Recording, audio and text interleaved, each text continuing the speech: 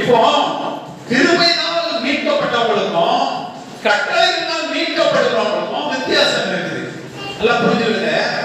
சபை எப்படி மீட்கப்படுதுன்னு சொல்லுது? கட்டளைகளால் மீட்கப்படுது சொல்லுது. கட்டளைகள் இருந்து சட்டத்திட்டங்களால் மீட்கப்படுது சொல்லுது.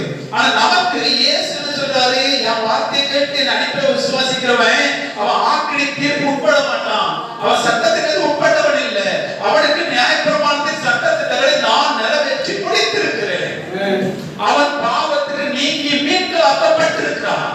அவன் இந்த ஜீவனுக்கு உட்பட்டு இருக்கிறான். நாம் ஜீவனுக்கு உட்பட்டு இருக்கிறோம். ஆனால் இதை விசுவாசிக்காதவர்கள் இன்னும் பாவத்துக்கு உட்பட்டு இருக்கிறார்கள். அவர்கள் சட்டத்தை